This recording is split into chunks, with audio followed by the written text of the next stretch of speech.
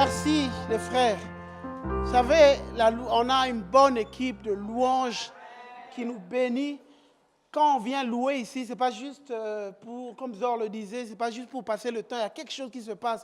Vous savez, il y a 3 semaines, je devais conduire, présider la réunion. Et le matin, j'avais vraiment de douleurs au cou. Et j'étais en train de prier, Seigneur, vraiment guéris-moi, Seigneur, guéris-moi. Et j'avais très mal, j'avais toujours mal malgré que je priais. Et vraiment, j'ai senti la voix de l'Esprit me dire, va me louer. Alors que tu seras dans la louange dans l'église, tu vas voir, je vais intervenir. Et je suis venu dans l'église, j'avais du mal à tourner le cou. Et au fur et à mesure qu'on avançait dans le culte, je me sentais de mieux en mieux. Au fur et à mesure, et à la fin du culte, j'en avais plus mal parce que j'avais loué Dieu. Il y a quelque chose qui se passe dans la présence de Dieu. Il y a quelque chose. Et depuis quelques semaines, on a commencé sur le Saint-Esprit, l'Esprit de Dieu qui est à l'œuvre au milieu de nous. Et ce matin, on continue. Moi, je vais parler de l'Esprit de feu. Ce matin, l'Esprit de feu qui pousse à mettre le feu. Et on est dans les Actes, donc le chapitre 19, pour revenir sur le contexte. La Bible dit, pendant qu'Apollos était à Corinthe, Paul arriva à Éphèse après avoir traversé les autres provinces de l'Asie. Il rencontra quelques disciples. Il leur dit, avez-vous reçu le Saint-Esprit lorsque vous avez cru ? Ils lui répondirent, nous n'avons même pas entendu parler d'un Saint-Esprit. C'était des chrétiens, des croyants, ils avaient donné leur vie au Seigneur Jésus. Ils le servaient, ils se réunissaient chaque semaine pour servir Jésus à qui ils avaient donné leur vie, mais ils n'avaient jamais entendu parler de l'Esprit de Dieu. C'était des chrétiens qui se réunissaient. Et ça, c'est le problème de beaucoup de chrétiens qui viennent à l'église. On est là, on vit dans l'église, mais on n'a pas encore vécu quelque chose avec le Saint-Esprit. Et c'est ce qu'eux, ils sont en train de vivre. Ils n'ont même pas entendu parler. Ils priaient gentiment, mais il n'y avait pas de feu. Et j'aimerais vous dire que quand il n'y a pas de feu, il y a un problème, c'est que des fois l'ennemi entre et il vient au milieu de vous et il est tranquille. Jusqu'à ce que l'apôtre Paul vienne leur dire, avez-vous entendu parler de l'Esprit ? Ces chrétiens-là étaient là, gentils, mais l'ennemi était au milieu d'eux parce qu'on le voit. Parce qu'après, quand ils viennent, ils se confessent, on voit des gens qui étaient dans l'occultisme, qui ont commencé à faire sortir des livres. Il y a des gens qui ont... Mais il y avait des chrétiens, les 12 chrétiens étaient là. Sans le feu de l'Esprit, il n'y a rien qui se passait. Et ce matin, je veux dire que Dieu veut allumer un feu pour que l'ennemi parte. Que l'ennemi parte. Quelque chose se passe quand Dieu allume le feu en nous. Et on voit dans Actes chapitre 19, verset 18, beaucoup de ceux qui étaient devenus croyants vinrent alors confesser publiquement leurs péchés, avouer les pratiques occultes. Les pratiques occultes, ça veut dire que c'est des pratiques cachées. C'est occulte, c'est occulté. Mais là, ils viennent le mettre à jour. La Bible dit, ils viennent confesser publiquement les pratiques occultes auxquelles ils étaient livrés. Bon nombre de ceux qui avaient exercé la magie apportèrent leurs livres de sorcellerie. Ils entassèrent aux yeux de tous et y mirent le feu. Leur valeur fut estimée à 50 000 pièces d'argent.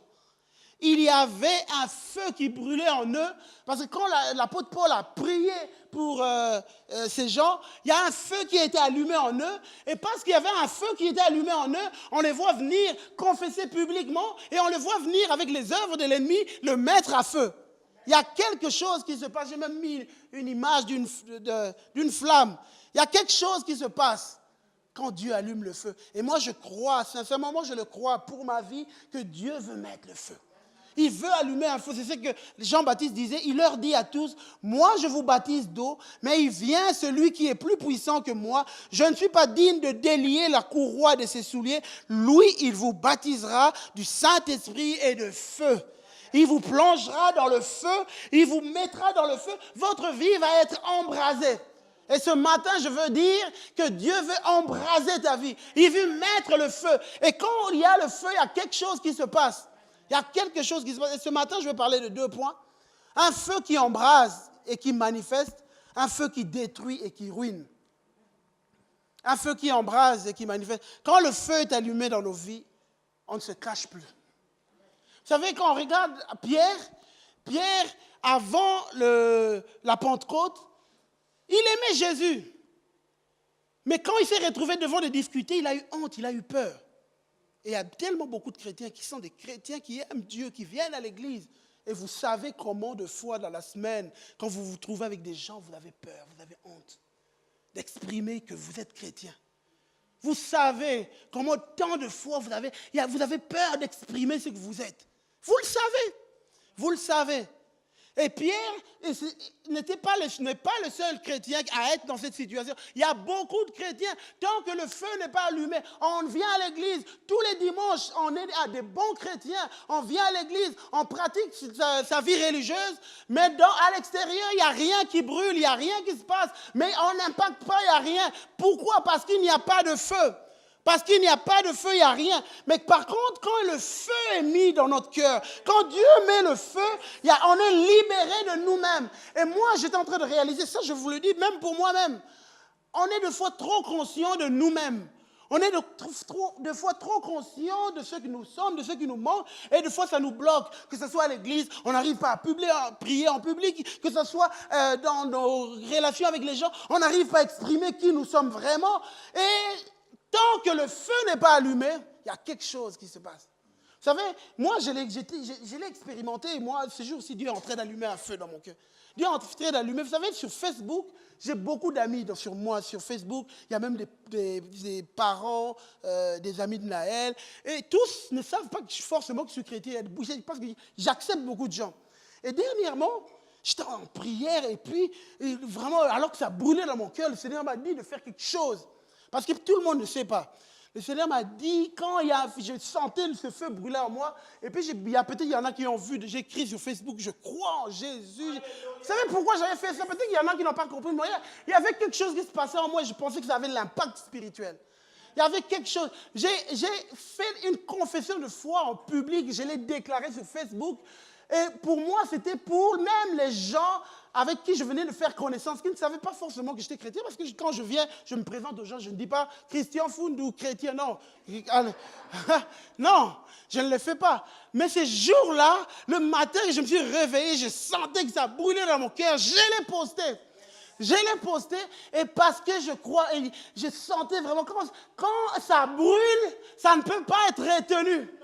Quand le feu brûle, ça ne peut pas être retenu. Il y a quelque chose. Et moi, je déclare que ça arrive à tout le monde. Ça m'arrive, je vous l'avoue, de fois, vous arrivez dans des situations, vous ne savez pas, vous êtes un peu gêné, mais je vous assure, quand le feu brûle, vous n'êtes plus vous-même.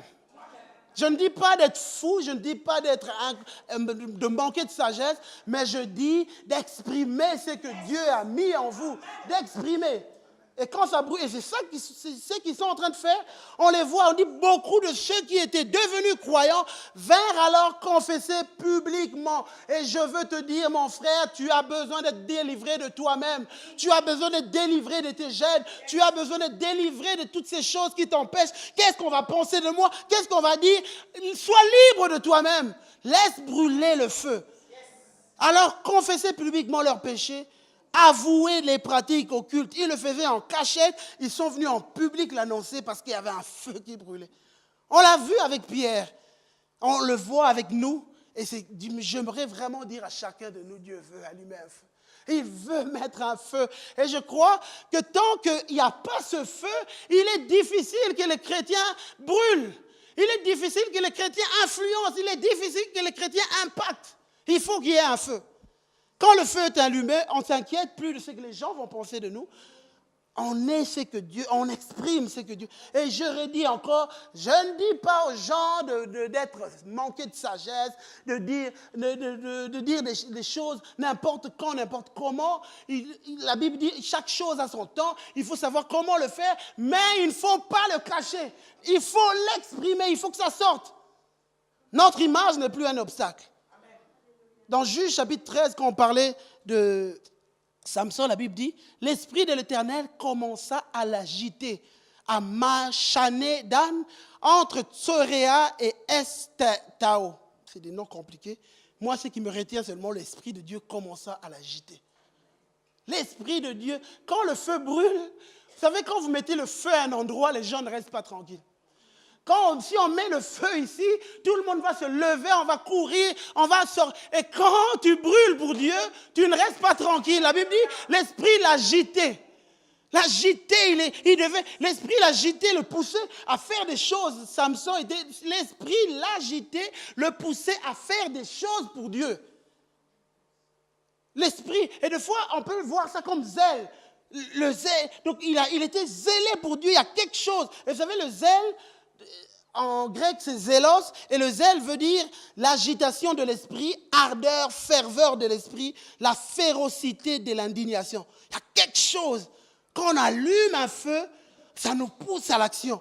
On ne peut pas rester en place. Je dois faire quelque chose, je dois me lever, je dois avancer, je dois servir à l'église, je dois aider. Il y a quelque chose, il y a un besoin. Je suis là, je ne reste pas le dimanche, je viens, mais je cherche à faire quelque chose. Je cherche à bénir parce que ça brûle en moi. Je cherche à relever, je cherche à bénir. Il y a quelque chose qui se passe en moi. Est-ce qu'il y a quelqu'un dont le feu brûle ce matin?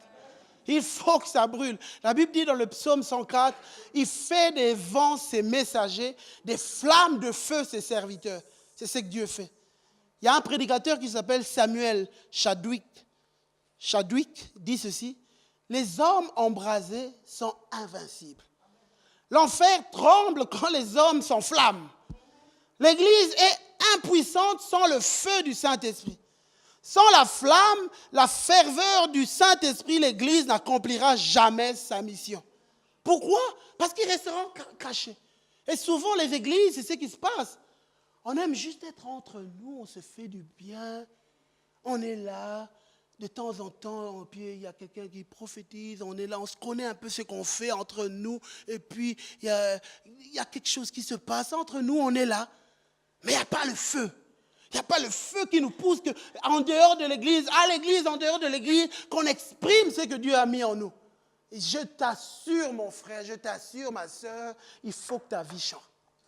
Il faut que quelque chose se passe. Il faut que tu sois libéré de toi-même pour que tu sois capable à ton travail, là où tu te trouves, de pouvoir exprimer avec toute la sagesse que l'Esprit te donnera, d'exprimer ce qu'il y a en toi. J'insiste, avec toute la sagesse que l'Esprit, laisse-toi conduire. On parle de l'Esprit de Dieu, on a besoin d'être conduit par lui, mais il faut que ça sorte. Il faut que ça sorte parce que ça brûle. Ça brûle au-dedans de moi, il faut que ça sorte. Il faut que ça sorte. Il y a un autre prédicateur, Émile Brunner, qui a dit ceci. L'Église existe car elle a une mission tout comme le feu existe parce qu'il brûle. La mission du feu, c'est de brûler. Et il dit l'Église, pareil. Sa mission, c'est de brûler. C'est de brûler parce que s'il ne brûle pas, il ne sera pas vu. S'il ne brûle pas, il ne pourra pas embraser des gens. Il faut laisser l'Esprit de Dieu brûler en nous. Si on ne brûle pas, on ne pourra pas enflammer d'autres personnes. Et c'est pour cela, Élie, on le voit dans la Bible, alors qu'Élie vient pour le réveil de toute une nation. Toute une nation était égarée, Élie arrive. Qu'est-ce qu'il fait, sa prière? Il prie le Dieu qui répond par le feu.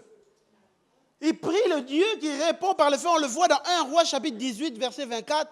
Puis faites appel au nom de votre Dieu. Quant à moi, je ferai appel au nom de l'Éternel. Le Dieu qui répondra par le feu, c'est celui-là qui sera Dieu. Tous les peuples répondent, c'est bien. Et c'est ce qui s'est passé. Dieu va répondre par le feu va s'enflammer, le peuple va revenir à Dieu. Élie a envoyé le feu et ça a embrasé tout un peuple. Le Dieu qui répond par le feu et le peuple a été ramené.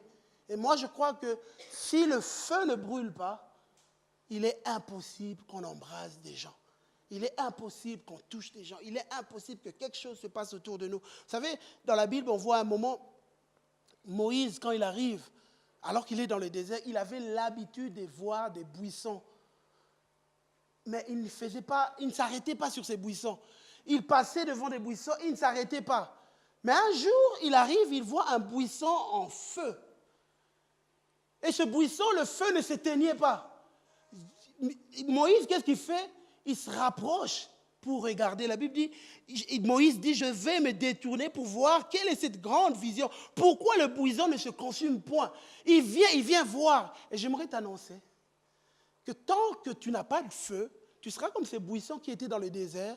Moïse passait, il ne s'arrêtait pas. Ils ne s'y arrêtaient pas parce qu'il y avait toutes sortes de buissons qui étaient là dans le désert. Il n'y avait rien de particulier.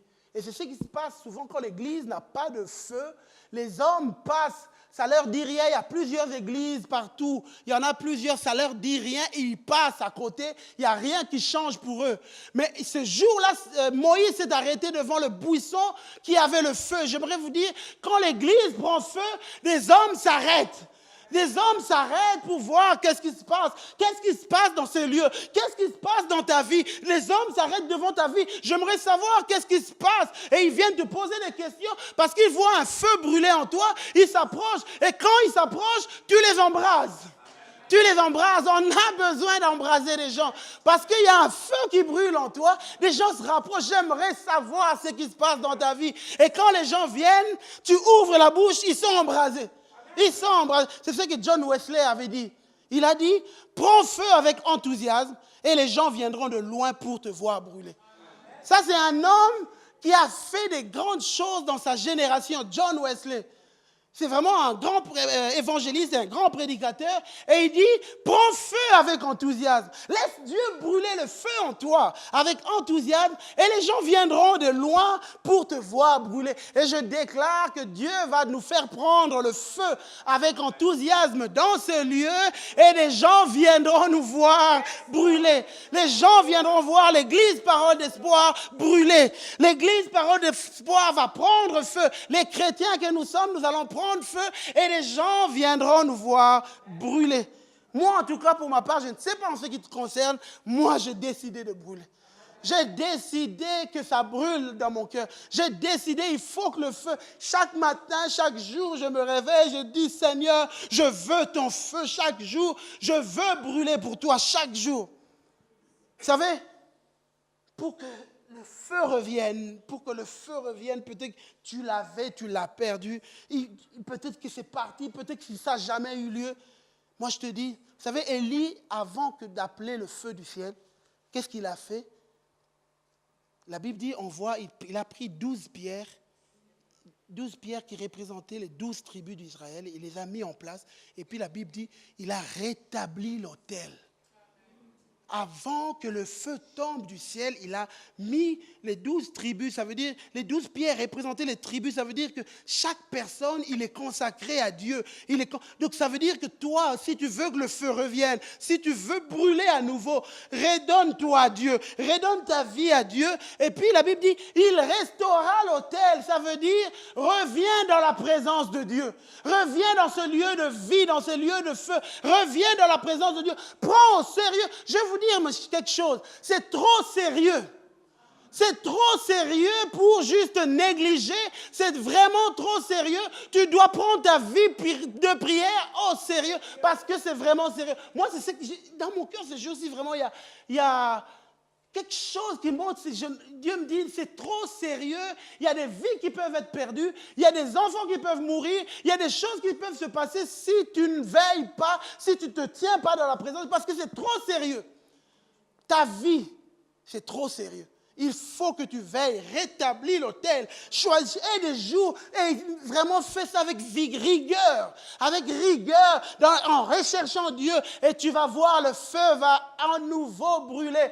Et alors que tu le fais, commence à reconsidérer l'autorité de la parole dans ta vie.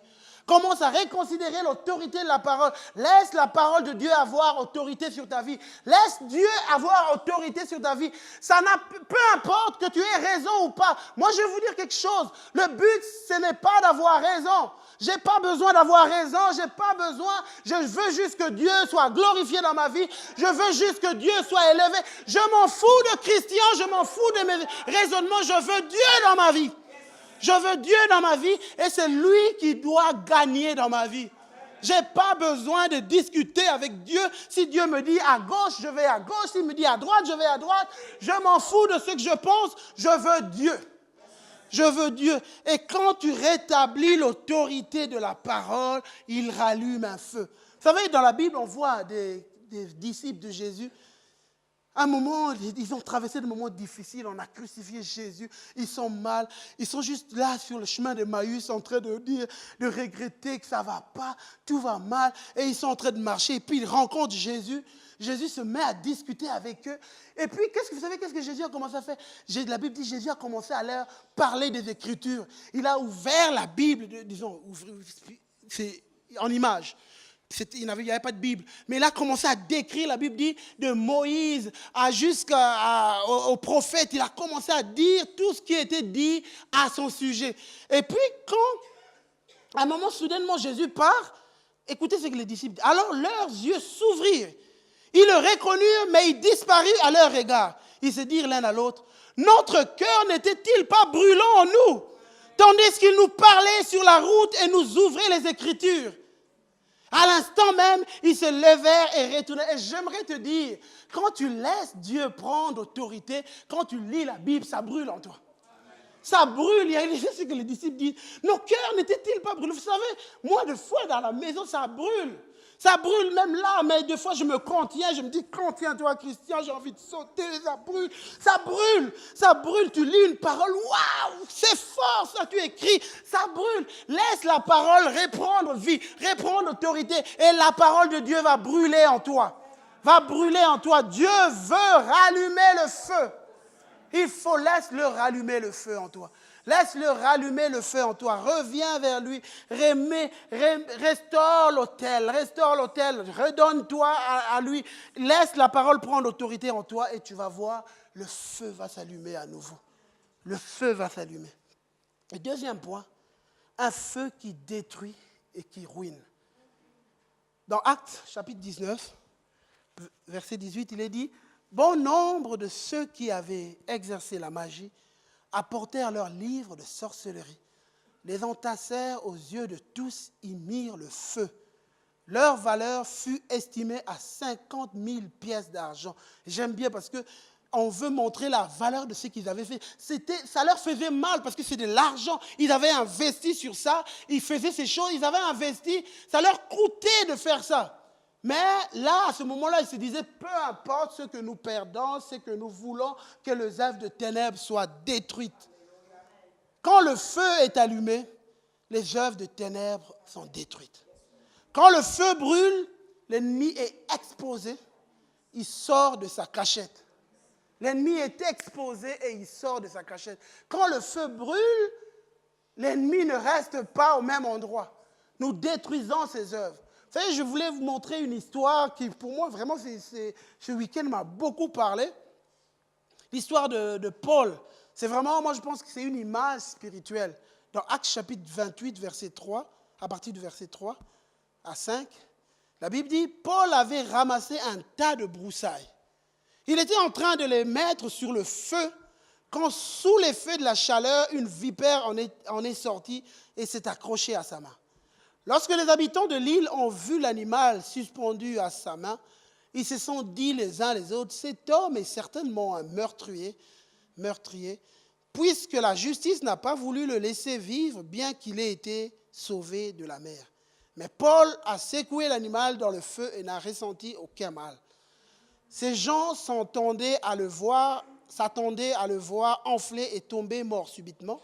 Après avoir longtemps attendu, voyant qu'il ne lui arrivait aucun mal, ils ont changé d'avis et ont déclaré que c'était un Dieu. Ça, c'est une image, c'est une réalité spirituelle. Paul arrive dans cet endroit, il voit un tas de broussailles, et puis il prend le tas de broussailles, il ne savait pas qu'il y avait un serpent caché dedans. Et moi, quand je lisais ça, Dieu me disait, c'est une image, le tas de broussailles, c'est une image de fois des églises dans lesquelles il n'y a pas de feu. Beaucoup d'églises sont devenues des tas de broussailles dans lesquelles le serpent s'est caché. Et le serpent, c'est l'image de l'ennemi. Les églises sont devenues des tas de broussailles dans lesquelles l'ennemi s'est caché. Il y a des familles qui sont devenues des tas de broussailles dans lesquelles le serpent s'est caché. Il y a des vies qui sont devenues des tas de broussailles dans lesquelles le serpent se cachait. Le serpent est là, en mesure de mordre à tout moment et d'injecter son venin. Il y a tellement de gens, et Dieu me disait, il y a tellement de gens, il n'y a pas de feu dans leur vie, il n'y a pas de feu, ils sont comme un tas de broussailles, le serpent est là et fait tout ce qu'il veut. Il se cache, il mord, il est mort, il injecte son venin et il n'y a rien. Et ils ne se rendent pas compte, mais il y a la mort qui entre. Dans des églises, on voit dans des églises, il n'y a pas le feu, c'est devenu juste un tas de broussailles dans laquelle le serpent est là. En apparence, il y a toutes sortes de religiosités. On arrive, ça paraît une église bonne, mais le serpent est là en train de circuler, en train de mordre, en train d'injecter son venin. Mais le Seigneur, ce jour-là, le serpent, à sa surprise, ne savait pas que Paul avait décidé de mettre le feu. Le serpent était caché, il ne savait pas qu'il y avait quelque chose qui allait se passer, que Paul avait décidé de mettre le feu. Paul a décidé de mettre le feu et dès qu'il a mis le feu, le serpent n'a pas supporté et paf, il est sorti de sa cachette. Et j'annonce ce matin que dans des vies, on va mettre le feu et le serpent va sortir. J'annonce que dans les familles, on va mettre le feu, le serpent va sortir. Celui qui vient pour voler vos enfants, celui qui vient pour rendre les enfants rebelles, on va mettre le feu et le serpent va sortir. Le serpent va sortir. Moi, je pense qu'il faut qu'on se lève. Il faut qu'on se lève, qu'on écoute. Arrête de regarder les choses qui se passent dans ta vie, juste à minimiser les choses, à dire c'est pas grave. Non, c'est grave, c'est pas normal.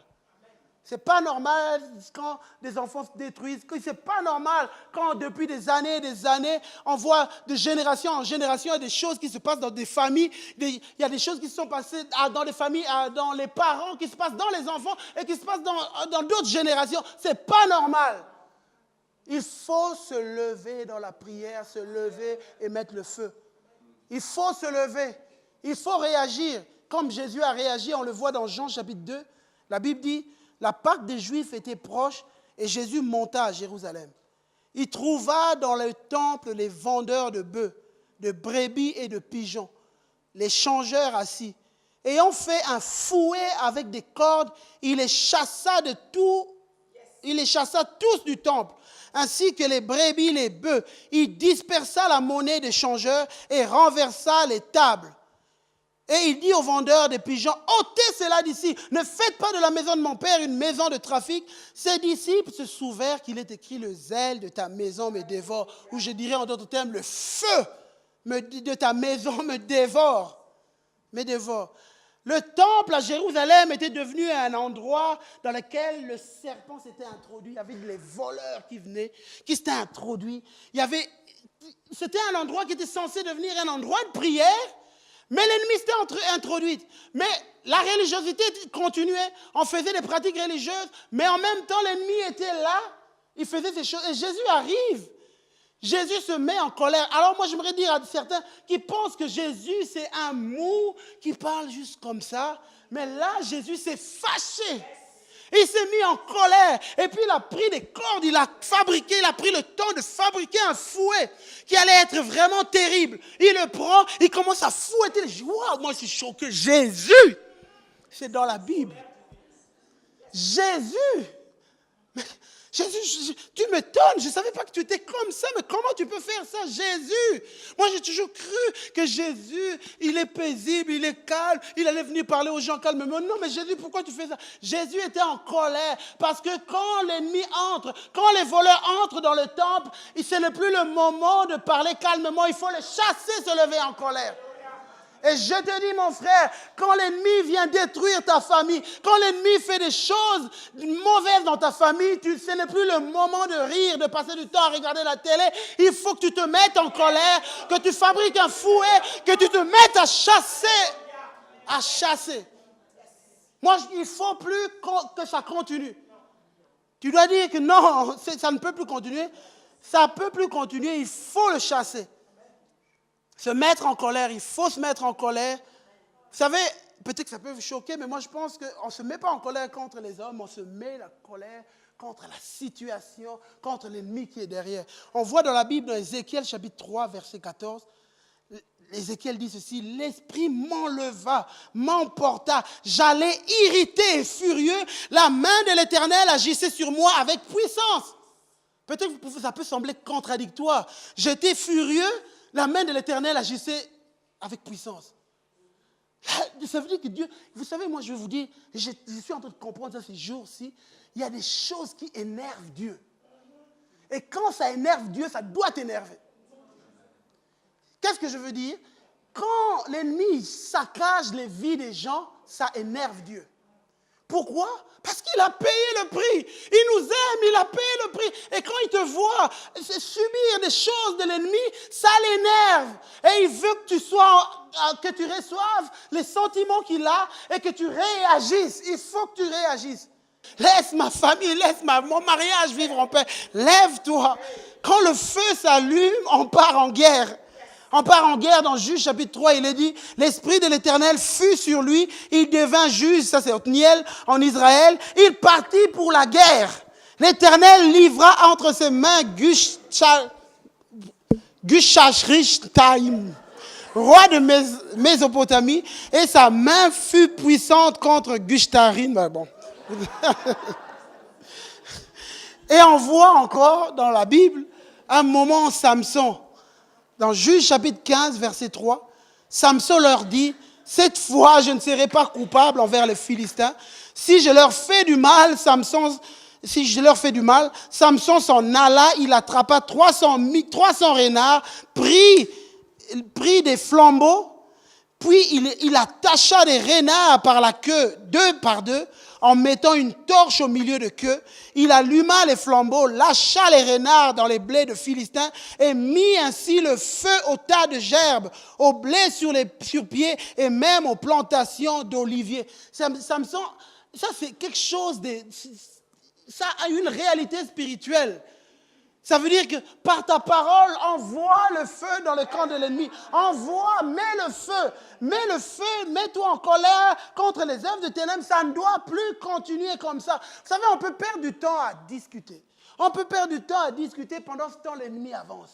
On peut perdre du temps où on décide, je ne discute pas, je vais dans la présence de Dieu.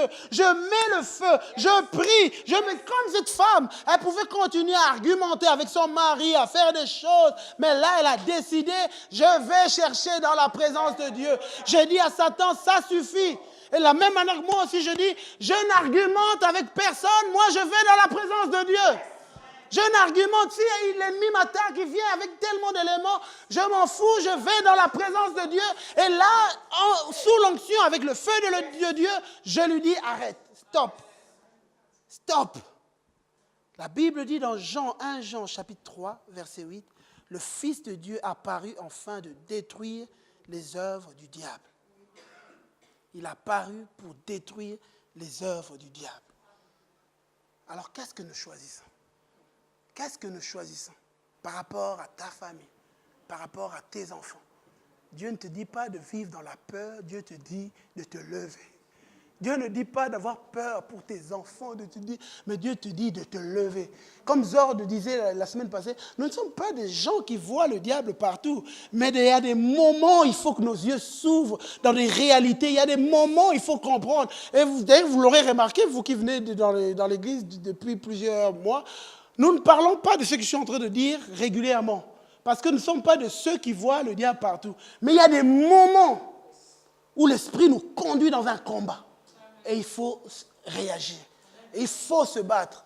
C'est ce que je suis en train de prêcher aujourd'hui. Je n'ai pas l'habitude de le faire, mais moi je crois qu'il y a des moments où l'esprit nous conduit. Il faut faire sortir le serpent. Il y a des moments où il faut mettre le feu pour que le serpent sorte. Mais il y a quelque chose que j'aimerais dire. Attention, quand on le chasse, il aime attaquer aussi. C'est ce qui s'est passé. La Bible dit, quand Paul a mis le feu, la vipère en est sortie. Et quand il est sorti de fuir, il saute sur Paul, il s'accroche à sa main. Il s'accroche à sa main. Lorsque les habitants de l'île ont vu l'animal suspendu à la main, ils se sont dit les uns les autres, cet homme est certainement un meurtrier puisque la justice n'a pas voulu le laisser vivre, puisqu'il a été sauvé de la mer. Vous savez, moi, Dieu me parlait dans cette histoire. Des fois, il y a des gens, tu t'es levé, tu as prié, tu as chassé l'ennemi, puis à un moment, soudainement, c'est paf, c'est comme s'il y a eu l'attaque de l'ennemi. Il s'accroche sur toi. Et peut-être que tu te dis, mais Seigneur, tu m'avais dit que cette année 2017, c'est une année de faveur, mais qu'est-ce qui se passe encore? Comment il m'attaque? Tu vois comment peut-être tu fais partie des gens qui ont restauré leur vie de prière, qui ont changé les choses, qui ont décidé d'avancer avec Dieu, et tu es en train d'avancer, puis tu vois soudainement l'attaque de l'ennemi, il s'accroche sur toi. Il y en a qui sont, moi je l'ai vécu il y a quelques semaines, et paf, je l'ai déposé mon fils, et puis paf, ce matin-là j'ai bien prié, j'ai eu la pensée de la prédication il y a 2 semaines, et ce jour-là j'ai écrit, je sors, je vais déposer mon fils, paf, je fais un accident sur la rue, là, paf, et puis non seulement que tu fais l'accident, ça te crée encore d'autres problèmes, parce que tu n'arrives pas à régler, mais tu dis, mais Seigneur, mais je pensais que tu marchais avec moi, mais c'est... Et le Seigneur est en train de parler. Ça, c'est l'ennemi qui s'agite, qui saute sur toi. Ça, c'est l'ennemi qui s'agite. Ça, c'est l'ennemi. Donc, il y a des attaques. Il te crée des problèmes. Il y a des gens qui se lèvent contre toi. On te calomnie, on dit du mal de toi. Alors que tu avais décidé de prier. Alors que tu avais décidé de donner ta vie au Seigneur, d'avancer. Tu avais décidé, puis tu vois, soudainement, il y a l'attaque de l'ennemi. Il y a des gens qui ont décidé de te critiquer, de parler du mal de toi. On t'a critiqué, on t'a humilié devant les gens. On a fait des choses. Ça, c'est le serpent qui s'accroche sur ta main.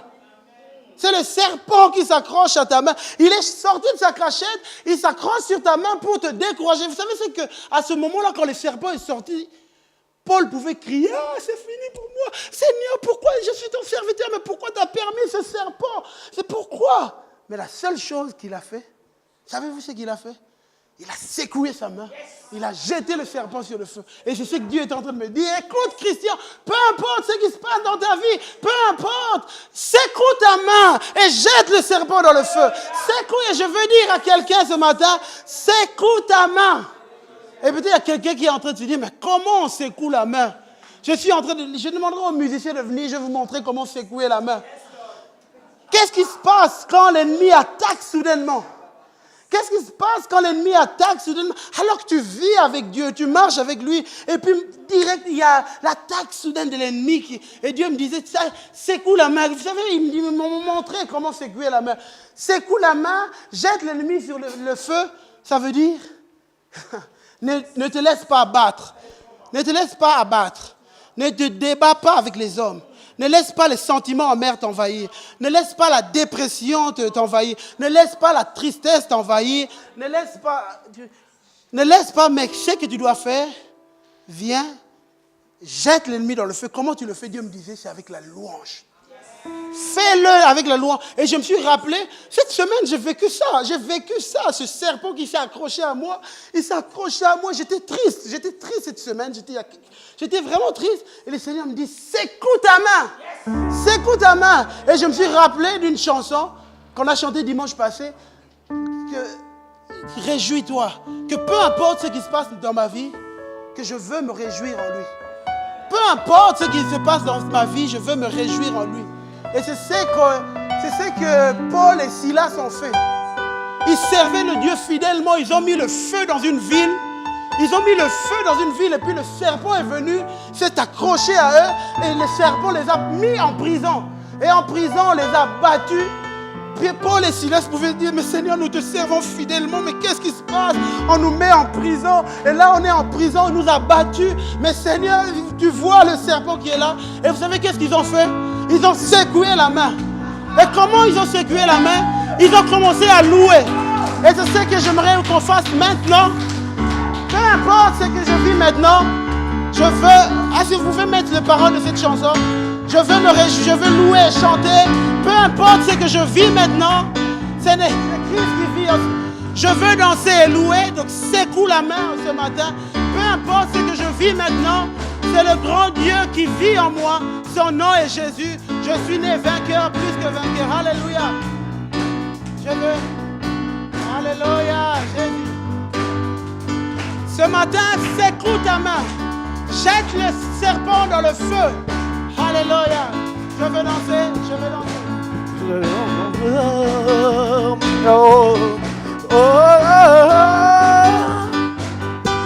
Je vais danser et louer. Je veux danser et louer. Peu importe ce que je vis maintenant, c'est le grand Dieu qui vit en moi.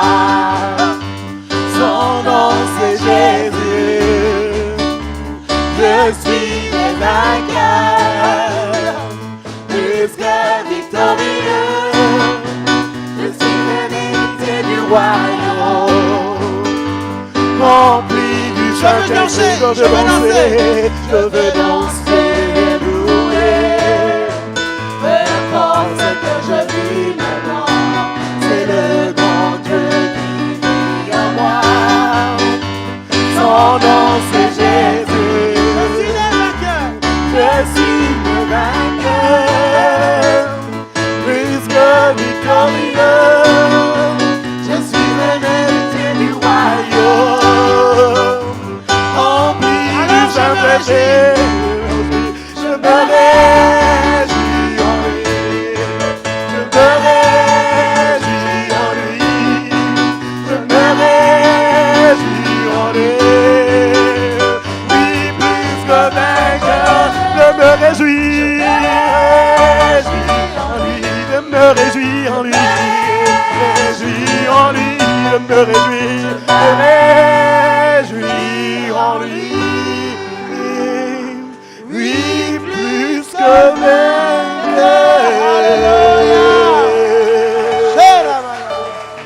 Amen.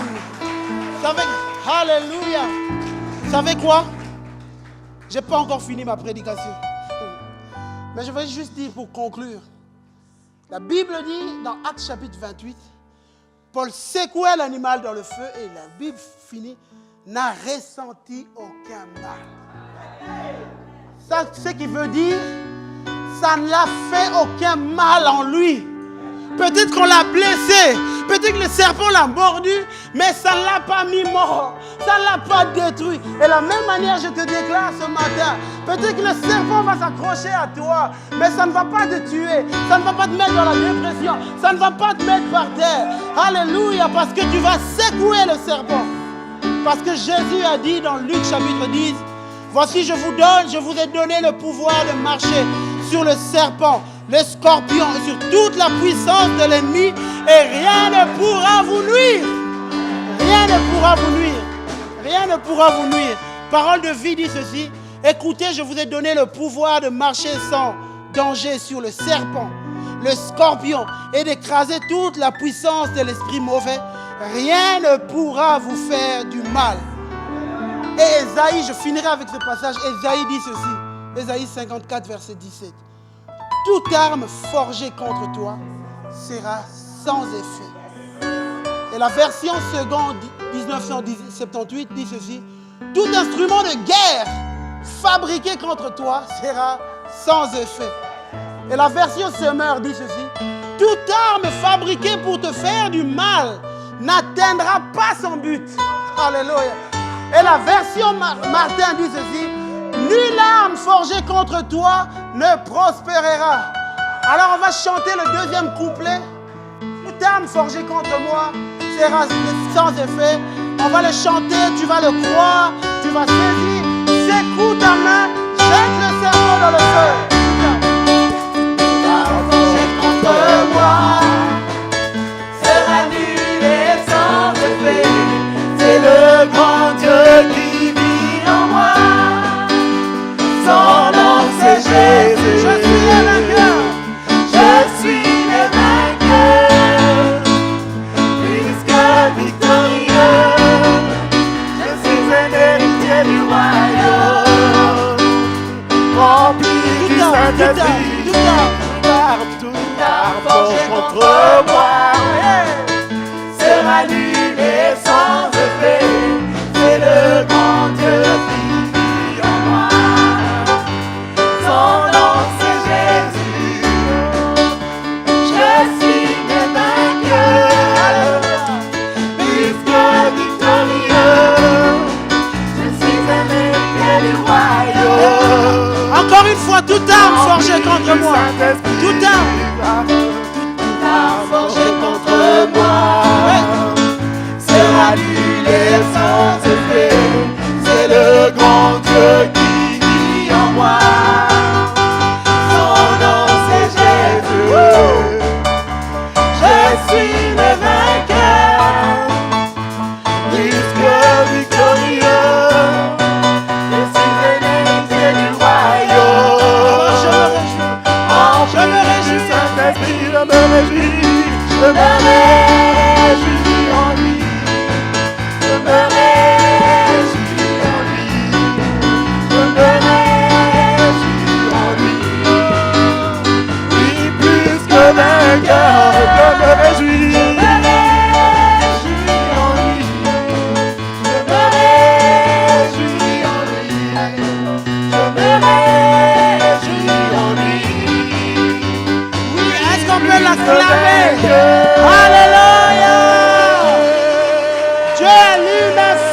matin, prends le temps de prier, prends le temps d'appeler.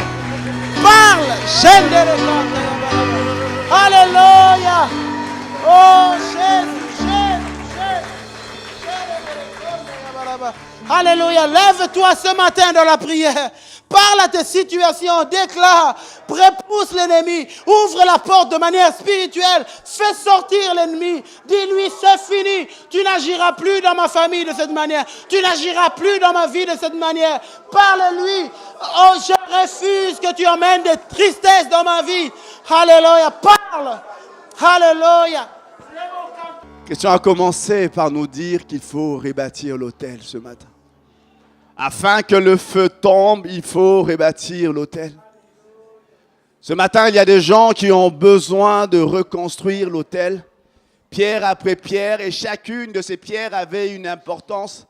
Il y avait le cœur, la pierre qui représentait Lévi, la consécration, la pierre qui représentait Judas, la louange, mais il fallait que chacune de ces pierres soit posée. Et vous savez, quand les pierres étaient posées, qu'est-ce qu'on faisait? On y déposait un sacrifice. On y déposait un sacrifice. On y déposait un sacrifice. Il y a un chant que moi j'aime beaucoup quand je ne chante pas ici qui dit « Tu pourvois au feu et moi je donne le sacrifice ce matin. » Pour que le feu tombe, il faut qu'il y ait un sacrifice qui soit donné. Pour que le feu tombe, il fallait que Élie prenne un animal qui le dépose. Il fallait qu'il y ait un sacrifice. Ce matin, le Seigneur te dit, ce matin, pour que le feu tombe, il faut que tu acceptes de te porter en sacrifice. Il faut que tu acceptes de te livrer totalement ce matin. Et comme Christian le disait, c'est trop sérieux que pour prendre à moitié. C'est trop sérieux que pour prendre certaines choses et d'en laisser certaines autres. Il faut que tu te livres totalement ce matin. Il faut que tu te livres. Le Seigneur veut pourvoir au feu ce matin. Le Seigneur veut donner le feu. C'est que Élie avait compris. Le Dieu qui répondra par le feu, c'est lui qui est Dieu. Il faut, après que l'autel soit rebâti, il faut qu'il y ait un sacrifice. Il faut qu'il y ait un sacrifice. Je vais vous dire une chose par rapport au feu. Quand le feu brûle, il change la nature de ce qui est brûlé. Je ne sais pas si vous avez rendu compte. Quand le feu touche un bois, il change la nature du bois. La cendre s'en vient. Quand le feu touche l'eau, l'évaporation, l'eau disparaît. Quand le feu brûlera en toi, la nature de ce que tu es change. Ce que tu es va changer parce que le feu va brûler. Il y a ce matin des gens qui ont besoin de dire, Seigneur, je t'ai servi à moitié, j'ai gardé le sacrifice. Ce matin, je veux me livrer totalement devant toi. Je veux me livrer devant toi ce matin. S'il y a des gens comme ça, ils peuvent venir. J'inviterai ceux qui souhaitent de venir ce matin. Et pendant qu'on prie, vous pouvez venir à vous approcher. On va prier ensemble.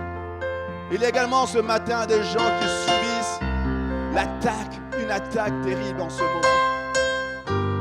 Où cette année a été une année de puissance, une année où vous avez vécu des choses avec Dieu.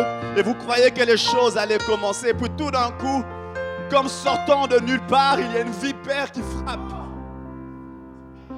Il y a des gens ce matin qui savent de quoi je parle. Une attaque soudaine, inattendue. Vous ne pensiez pas à ça. Et là, comme venant de nulle part, la vipère s'attaque. Et là, il y a des questions qui montent. Pourquoi, Seigneur, pourquoi? Seigneur, je te servais avec zèle, je marchais avec toi. Et là, tout d'un coup, je vais chez le médecin, une annonce qui me terrasse. Avec cet homme, les choses se passaient bien. Là, tout d'un coup, de paroles sortent. Et comme disait Christian, le feu a fait sortir le serpent. Mais le passage qu'il a lu donnait une réponse. Plutôt que de s'agiter, mets ta main sur le feu et secoue. Mets ta main sur le feu et secoue. Ce matin, il y a des gens ce matin qui sont en pleine attaque d'un serpent ce matin. On va faire une chose, on va secouer la main. Vous savez, il y a des actes prophétiques qui se font dans la Bible. On va faire un acte prophétique ce matin. S'il y a des gens comme ça, prenez la main, secouez-le. Secouez-le, montrez à l'ennemi que c'est en train. Qu'est-ce qu'il fait n'aura pas d'effet sur toi. Ce qu'il est en train de manigancer n'aura pas d'effet sur toi. Secoue-le encore, secoue. Devant tes ennemis, devant ce qui se tient devant toi, secoue-le. Dans le nom de Jésus. Nous allons prier afin que Dieu ravive un feu. Laissez aux musiciens, Raymond, si Dieu t'inspire un chant, vas-y, chante. Et je prie pour ceux qui sont là devant. Une seule prière, Seigneur, laisse que ton esprit descende. Laisse que ce qui a besoin d'être embrasé dans ma vie le soit en ce moment, Seigneur. Laisse que ton feu brûle en moi en ce moment, Seigneur. Mais ce n'est pas une église où il y a des gens qui regardent d'autres prier. C'est un lieu de prière ce matin. C'est un lieu où des hommes et des femmes sont en prière devant Dieu afin que le feu descende dans le nom de Jésus.